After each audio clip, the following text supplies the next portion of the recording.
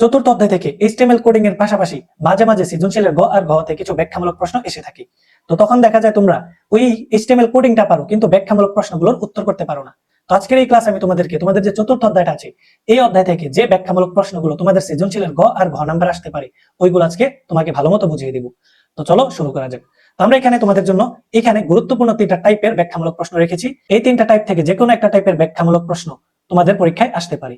তো এই 3টা টাইপের ভিতরে আবার সবচেয়ে বেশি গুরুত্বপূর্ণ হলো টাইপ নাম্বার 1। তো এটা কি? এটা হলো ওয়েবসাইটের কাঠামোর ব্যাখ্যা।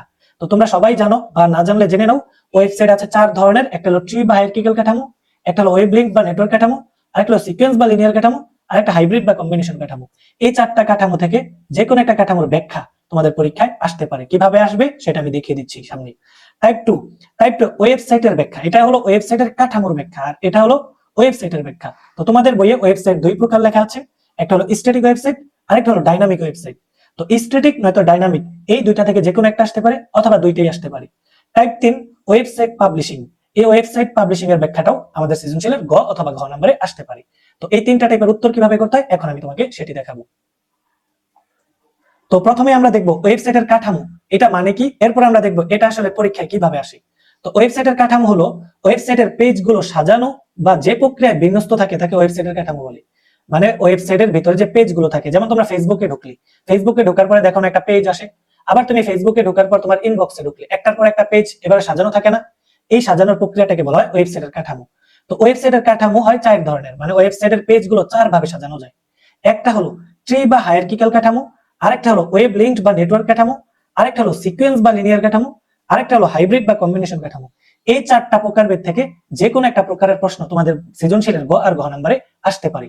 তো এই 4টা প্রকারভেদ আমরা একটা একটা বুঝে নেই কিভাবে প্রশ্নটা আসে আর কিভাবে উত্তরটা করতে হয়।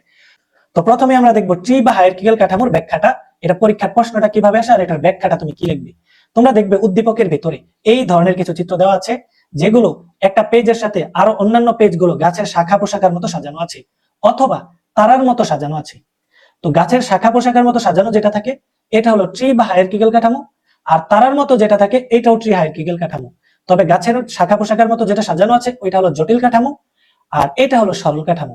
এই দুইটার যে কোনো একটা চিত্র যদি উদ্দীপকে দেখো তাহলে তুমি লিখবে উদ্দীপকের চিত্রটি হলো ট্রি বা হায়ারার্কিক্যাল কাঠামো।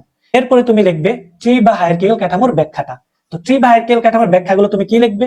তুমি প্রথমে লিখবে যে ওয়েবসাইটের পেজগুলো গাছের শাখা পোশাকার নেয় বা তারার মতো বিন্যস্ত থাকে তাকে ট্রি বা হায়ারার্কিক্যাল কাঠামো বলে। এরপরে তোমাদের যে আমি এখানে যে ব্যাখ্যাগুলো দিয়েছি তোমরা এই ব্যাখ্যাগুলো লিখবে। লেখার পর এখানে দেখো আমরা প্রায় এখানে 8টা ব্যাখ্যা বা 8টা বৈশিষ্ট্য এখানে দিয়েছি কি সম্পর্কে? ট্রি বা হায়ারার্কিক্যাল কাঠামো সম্পর্কে। এই ট্রি বা হায়ারার্কিক্যাল কাঠামোর চিত্র দিয়ে যদি না আসে, এই যে এখানে যে বৈশিষ্ট্যগুলো দিয়েছি এই বৈশিষ্ট্যগুলো যদি উদ্দীপকে লেখা থাকে তাহলে তুমি বুঝে যাবে তোমার ট্রি বা হায়ারার্কিক্যাল কাঠামোটি এসেছে। আচ্ছা, এরপরে ওয়েব লিংক বা নেটওয়ার্ক কাঠামোর চিত্রটা কেমন এটা একটু বুঝে নাও। ওয়েব লিংক বা নেটওয়ার্ক কাঠামোর চিত্রটা তুমি দেখবে যে প্রতিটা পেজের সাথে প্রতিটা পেজ সংযুক্ত। এই যে দেখো এখানে 1 নাম্বার যে পেজটা এটা 2 নাম্বারের সাথেও সংযুক্ত, 3 নাম্বারের সাথেও সংযুক্ত, এই যে এরপর 4 নাম্বারের সাথেও সংযুক্ত। তুমি দেখো সবাই সবার সাথে সংযুক্ত। যদি সব পেজের সাথে সংযুক্ত থাকে তাহলে তুমি বুঝে যাবে তোমাদের পরীক্ষা ওয়েব লিংক বা নেটওয়ার্ক কাঠামো এসেছে।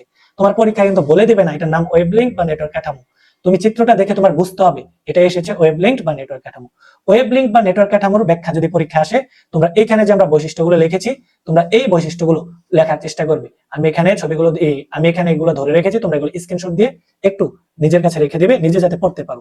তো এতটুকু এই যে ব্যাখ্যাগুলো যদি তুমি জাস্ট একবার পড়ে যাবে, পড়লে তুমি বানিয়ে বানিয়ে এগুলো লিখতে পারবে। তো এটা হলো 2 নাম্বার কাঠামোর ব্যাখ্যাটা। এরপর আমাদের পরীক্ষায় কিন্তু আসতে পারে সিকোয়েন্স বা লিনিয়ার কাঠামোর ব্যাখ্যা। এটা কিভাবে চিত্রটা থাকে? একটা পেজের পর একটা পেজ থাকবে এবং তুমি দেখবে তীর চিহ্নটা সামনের দিকেও থাকবে আবার পিছনের দিকেও থাকবে। মানে তুমি দেখবে এগুলো পর্যায়ক্রমে ধাপে ধাপে সাজানো থাকবে। পেজগুলো একটার পর একটা ধাপে ধাপে সাজানো থাকবে। সামনের পেজ থেকে মানে পিছনের পেজ থেকে সামনের পেজে আসা যায়, আবার সামনের পেজ থেকে পিছনের পেজে যাওয়া যায়। এখানে আবার দেখো আমি নেক্সট একটা কথা লিখেছি, নেক্সটে ক্লিক করলে নেক্সট পেজে যাবে, প্রিভিয়াসে ক্লিক করলে প্রিভিয়াস পেজে যাবে। আরো কিছু শব্দ থাকতে পারে first page, last page. First পেজে ক্লিক করলে ফার্স্ট পেজে চলে যাবে, আবার লাস্ট পেজে ক্লিক করলে লাস্ট পেজে চলে যাবে। তো এখানে এই চিত্রগুলো যদি দেখো পরীক্ষায় তাহলে বুঝে যাবে সিকোয়েন্স বা লিনিয়ার কাঠামো এসেছে। তো সিকোয়েন্স বা লিনিয়ার কাঠামো যদি তোমাদের পরীক্ষায় এসে যায় তাহলে তোমরা এই ব্যাখ্যাগুলো লেখার চেষ্টা করবে।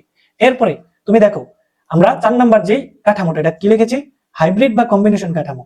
হাইব্রিড বা কম্বিনেশন কাঠামো হলো তুমি এতক্ষণ যে কাঠামোগুলো তোমাকে আমি দেখিয়েছি, ট্রি, এরপরে কি সিকোয়েন্স বা লিনিয়ার, এরপরে কি ওয়েভ লিঙ্ক, এই তিনটা কাঠামোর যে কোনো দুইটা কাঠামো বা তিনটা কাঠামো একসাথে কম্বিনেশন করে আসলি তাহলে তুমি বুঝবে হাইব্রিড বা কম্বিনেশন কাঠামো এসেছে। এখন দেখো তো এটা কিসের মতো দেখতে, এই যে গাছের শাখা পোশাকের মতো আছে, গাছের শাখা পোশাকের মতো থাকলে তুমি কি বুঝবে, ট্রি বা হায়ারার্কিক্যাল কাঠামো। আবার নিচ দিক দিয়ে দেখো, এই যে সিকোয়েন্স বা লিনিয়ার কাঠামোর মতো সাজানো আছে, পর পরে যে তীর চিহ্নটা সামনের দিকে আবার পিছনের দিকে, মানে সামনের পেজ থেকে পিছনের পেজে আসা যায়, পিছনের পেজ থেকে আবার সামনের পেজে যাওয়া যায়। তাহলে এখানে কয়টা কাঠামো একসাথে মিলিয়ে এসেছে, দুইটা, একটা হলো ট্রি আরেকটা হলো সিকোয়েন্স বা লিনিয়ার কাঠামো। তো এখানে দুইটা কাঠামো যেহেতু এসেছে একসাথে, তো তুমি এটার নাম বলবে হাইব্রিড বা কম্বিনেশন কাঠামো। তোমার পরীক্ষায় কিন্তু একবারও নামটা বলে দিবে না। তখন তুমি এই ট্রি আর এই যে এখানে যে সিকোয়েন্স বা লিনিয়ার এসেছে এই দুইটার ব্যাখ্যা একসাথে দেওয়ার চেষ্টা করবে।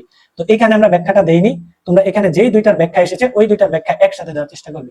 আমরা লিখেছি এখানে ট্রি প্লাস লিনিয়ার একসাথে, ট্রি ও লিনিয়ার সম্পর্কে যা জানো তা লিখবি।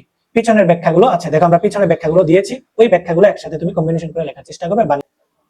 তো এতক্ষণ আমি তোমাকে ওয়েবসাইটের কাঠামোর যে প্রকারভেদ গুলো আছে ওইগুলোর ব্যাখ্যা তোমাকে পড়িয়েছি। এবার ওয়েবসাইটের প্রকারভেদের বর্ণনাটা পরীক্ষায় এসে যেতে পারে। তো ওয়েবসাইট দুই প্রকার, তোমরা সবাই জেনে রাখো। একটা হলো স্ট্যাটিক ওয়েবসাইট আর একটা হলো ডাইনামিক ওয়েবসাইট। একটা স্ট্যাটিক ওয়েবসাইট আর একটা কি ডাইনামিক ওয়েবসাইট। এগুলোর ক্ষেত্রে কোনো চিত্র দেওয়া থাকবে না। এই যে এখানে স্ট্যাটিকের কিছু বৈশিষ্ট্য লিখেছি, ডাইনামিকের কিছু বৈশিষ্ট্য লিখেছি, এই বৈশিষ্ট্যগুলোর যে কোনো একটা তোমার উদ্দীপকে লেখা থাকবে, তোমার বুঝতে হবে স্ট্যাটিক এসেছে নাকি ডাইনামিক এসেছে। তো আমি একটু পড়িয়ে দিচ্ছি, খেয়াল করো স্ট্যাটিক ওয়েবসাইটের ব্যাখ্যাগুলো কি কি বা স্ট্যাটিক ওয়েবসাইটটা কি, খেয়াল করো। যে ওয়েবসাইটের কন্টেন্ট বা ডাটা নির্দিষ্ট তাকে স্ট্যাটিক ওয়েবসাইট বলে। আর ডাইনামিকটা কি, ডাইনামিক ওয়েবসাইটের কন্টেন্ট পরিবর্তনশীল। মানে কিছু কিছু ওয়েবসাইট তুমি তৈরি করবে, তৈরি করার পর ওইটার ভিতরে যে তথ্যগুলো থাকে ওই তথ্যগুলো কিছু পেজে পরিবর্তন করা যায় না, মানে কিছু ওয়েবসাইটে পরিবর্তন করা যায় না। আর কিছু কিছু ওয়েবসাইট তুমি তৈরি করবে যেগুলোর ভিতরে কন্টেন্ট গুলো বা যে ডাটাগুলো থাকে ওইগুলো তুমি পরিবর্তন করতে পারবে। তো যেটার ভিতরে তথ্যগুলো তুমি পরিবর্তন করতে পারবে, মানে চাইলে তুমি পরিবর্তন করতে পারবে, ওইগুলোকে বলা হয় ডাইনামিক ওয়েবসাইট।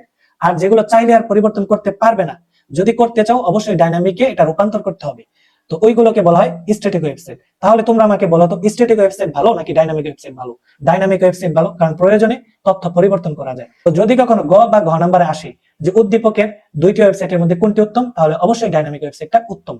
তো এখানে স্ট্যাটিক ওয়েবসাইটের আমরা কিছু ব্যাখ্যা দিয়েছি, ডাইনামিক ওয়েবসাইটের কিছু ব্যাখ্যা দিয়েছি।